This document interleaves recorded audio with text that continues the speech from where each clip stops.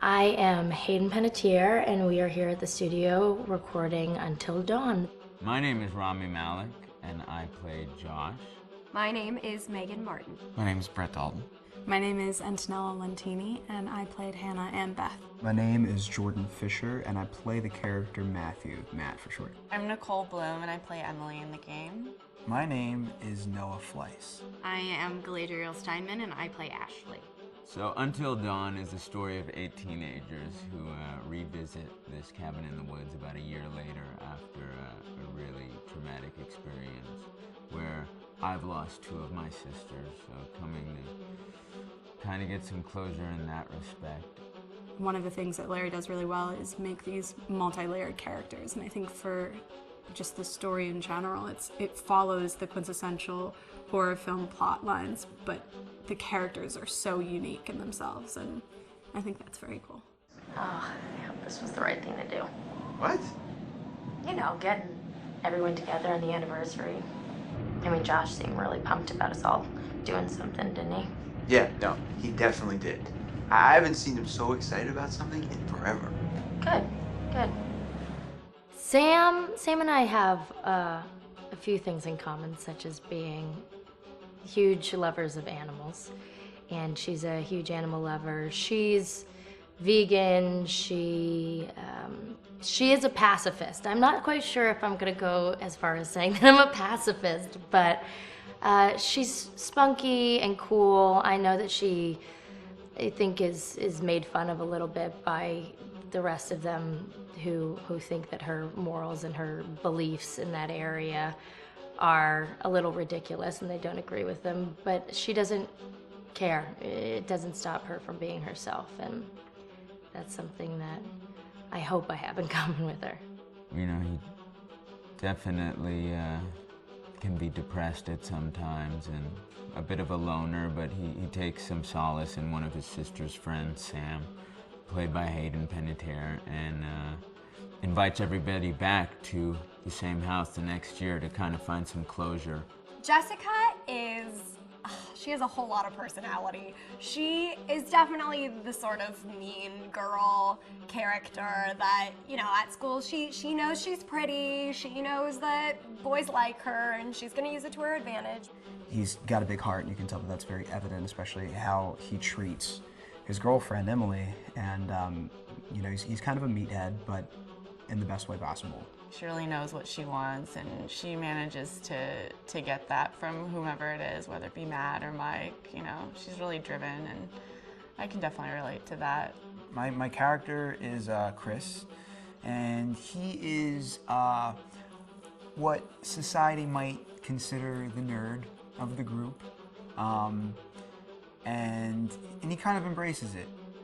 Ashley she's a little more serious than some of the other girls. She's definitely very intelligent and thoughtful. She kind of looks at the whole big picture of things. She's not quite as geeky as Chris, but they connect in a lot of ways. Mike is like big guy on campus. He's the class president who has some charm and has a brain, and I don't know, people seem to like Mike. He gets away with a lot though. He can be kind of jerky. The fact that he really just kind of wants everyone to be happy. When he wants he's a people pleaser, and I can definitely attest to being, you know, that guy. I'm always the friend that wants everybody to be happy and wants everybody to be taken care of, and that's definitely Matt. But also, like, this character is just so fun. I rarely get to play the bitch, and so it was really fun to do that. The spirit of things, seriously, what's wrong with you? I'm just trying to lighten the mood, Em. Don't be like that. Like what? The way you're being. You always get like this. I just think this is just the coolest thing to be a part of, and I just think it's going to take the world by storm. I really do. I think this genre is the wave of the future, and I think that once people see the potential behind it, of getting to interact with the drama that you're witnessing unfold in such a realistic way, that this is how entertainment's going to be from now on.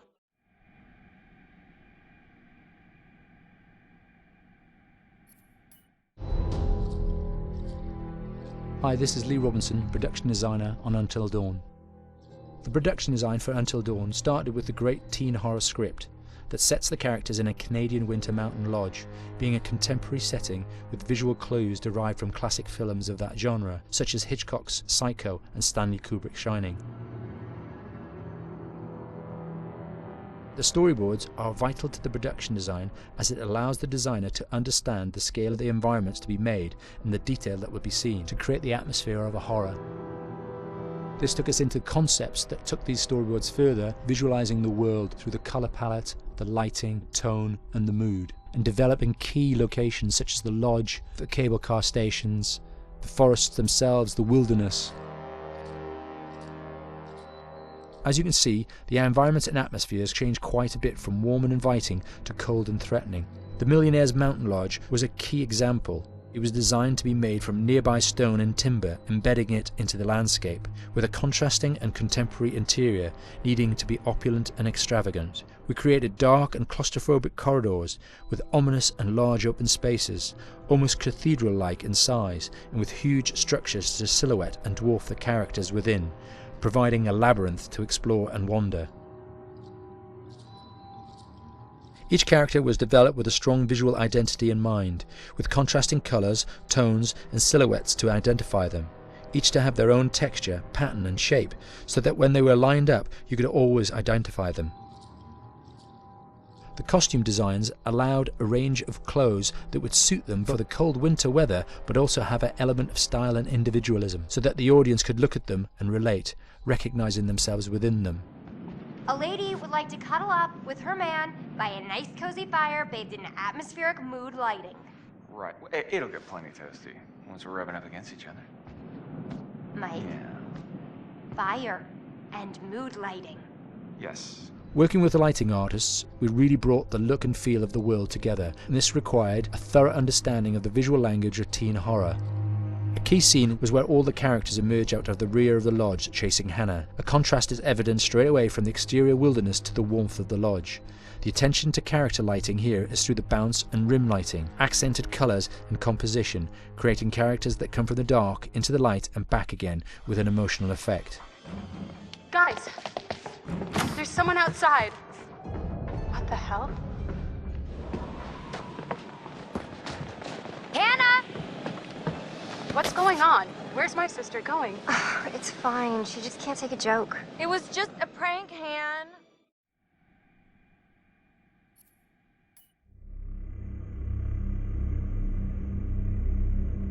Until Dawn is a game that's full of horror, and one of the things we decided to do early on was to take a scientific approach to how scary it was.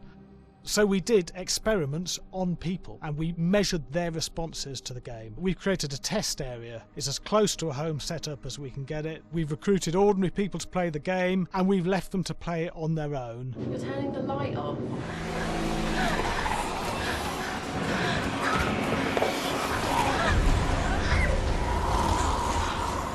The only difference is it's rigged with cameras and microphones that relay the data through to the next room where people are watching them play.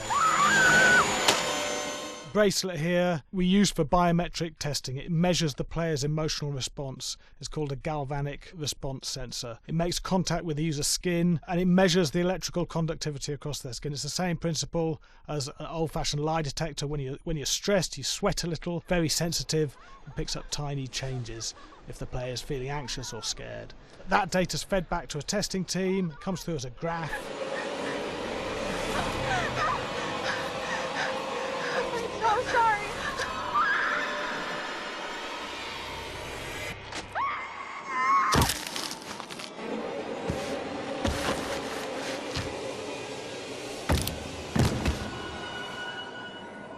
There's no point testing one or two people, you have to test a lot of people. And what's your step? When we have a scare that's consistently has a measurable emotional response, then we knew it was good. If it didn't have that, it goes back to the team for improvement. The data doesn't tell us what's wrong with the scare, it only tells us if it's working or not. Wait, okay, so you hear that too, right? Josh. Here we have a chapter relatively early in the game. Weirdly regular. Not nothing regular about it. We have to create tension and anxiety in the player so they are ready to receive the scare.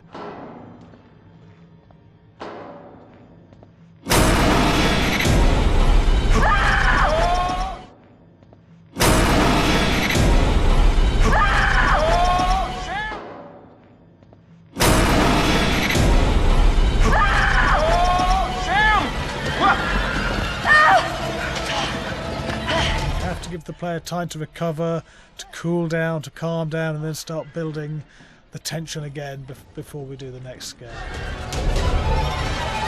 Hey. What? Hey. What the hell? Ooh, you just got mugged.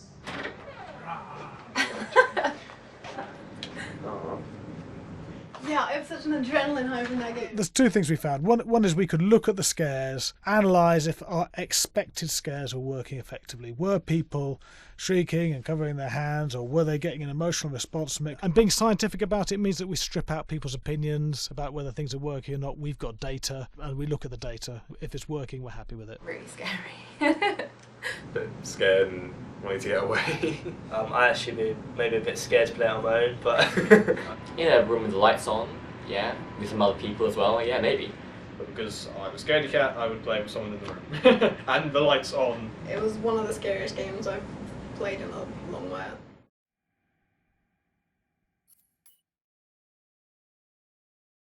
Hi, Larry. Hey, Graham. Hi, my name is Graham Reznick. I'm a filmmaker, writer, director, sound designer, and I started working with Larry Fessenden about 10, 15 years ago through my friend Ty West, who I grew up with, and have done a lot of sound design with on his films. And he was producing Ty's films at the time, and Ty introduced me to Larry. Larry produced my first feature, and we've written together on several projects. My name is Larry Fessenden. I'm a filmmaker. I run Glass Eye Pix, which is an independent production company out of New York. We make indie movies, a lot of scary movies as well. And I got a call to audition to write this video game. And I called my pal Graham Reznick because Graham is a gamer. And while I thought I could offer something to the idea of writing this multi-branching story, I knew that I would want Graham's expertise as a lover of gameplay, since I guess games were started. So and just as a lover. And as a lover, yes. Which is why there's so many sex jokes in the game. There was one Italian website that did say the Larry that's Fessenden right. and Graham Reznick, the two lovers behind Until Dawn. Come here. Maybe I know how to handle you too. I am definitely ready to be handled. So I wanted Graham by my side. Yeah, and we got the gig, and it's been an amazing ride. Oh, hell yeah. Oh my god, she's taking her shirt off. What? Oh my god. Matt, what are you doing here? Hannah. I'm sorry, Hannah. This all got out of hand, but... So in the game, the basic setup is that a year prior to the game's start, all these kids had gone up to a ski lodge that was owned by the parents of one of the kids, or a couple of the kids, and some of the teenagers played a prank on some of the other teenagers, and the terrible tragedy occurred when a few of them, two sisters, ran out into a blizzard, and were never seen from again.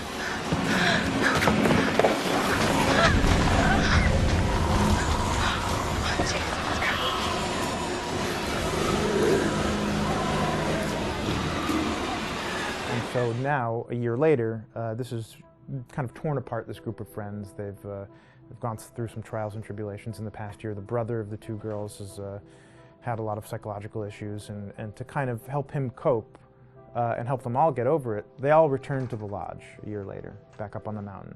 And the idea is to get over it, but... the healing does not begin. Yeah, and these kids are all trying to find themselves. They've been through a trauma, but in general, they're just teenagers trying to figure out who they are. So they're all kind of falling into the patterns, the stereotypes, the characters they see on TV and in the movies. I think we were very interested in taking genre tropes and kind of making them sort of refresh them.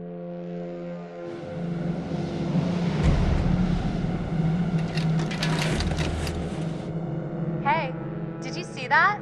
Dad said it'd just be us this weekend. We're familiar with how slasher movies work.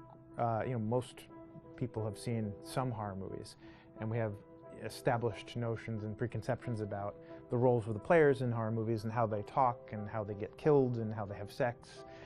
And to bring you into the game that way and then subvert a lot of those expectations was kind of our goal. They're haunted by some incident that happened in their past, which I think you pretty much figure out that that's going to have a role in their interaction.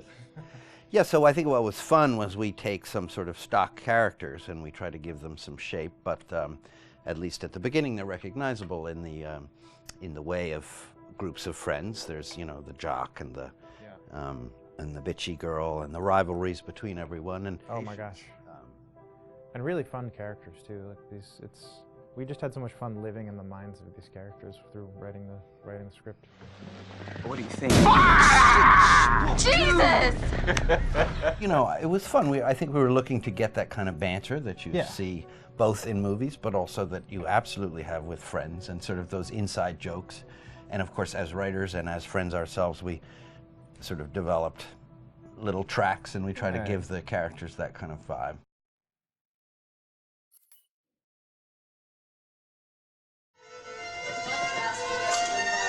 Yeah, fast and violent.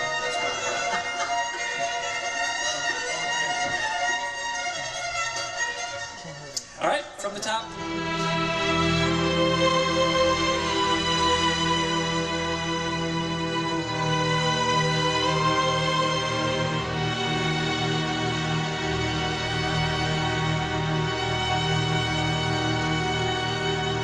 My name is Jason Graves, and I'm the composer for Until Dawn.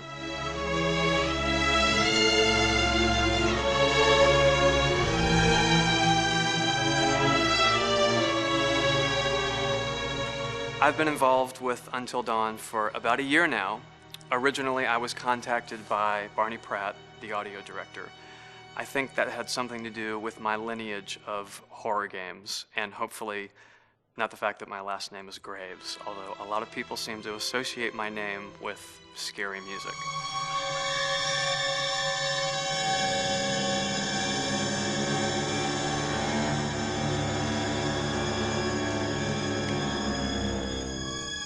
One of the things that was really exciting about working with Barney and the team at Supermassive is they really wanted something unique for the music. They wanted the music to stand out and be a character on its own in the game.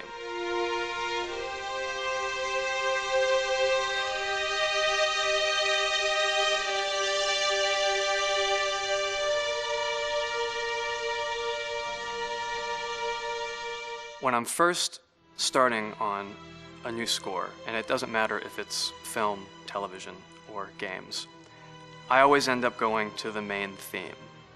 Sometimes the developer or producer isn't even necessarily interested in the main theme at the beginning. I just want to do it for myself, because for me, the main theme is the identity of the game. It establishes the mood, the atmosphere, and the character of the music, and how it's going to be playing in the background. And that's what we did with Until Dawn. That was actually my demo pitch to Supermassive Games. I put a main theme together, recorded all the instruments at my studio, and sent it to them. And they liked it.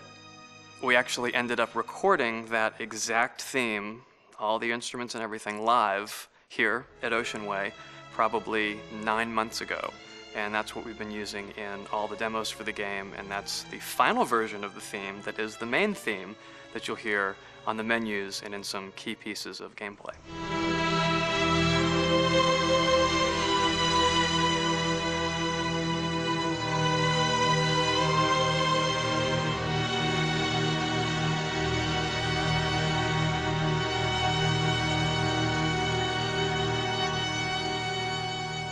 I seem to have made a name for myself in horror. And there's something about scary music, I think it's maybe the lack of rules. The biggest rule in scary music is there are no rules, so you can do anything you want, and actually, if you end up doing things that don't feel like they would work out together, they kind of clash, and it ends up being even more effective for scary music. So that's what really drew me to Until Dawn, was the textures, plus writing thematic material that is interwoven with the scary textures. I haven't really done anything like that before. Usually it was just all tension all the time, and that's fun and it's great. But I'm actually at heart a very melodic composer. That's the kind of music I love listening to, and that's the kind of music I love writing. That's the kind of music I got to work on in Until Dawn. Very nice. Same thing.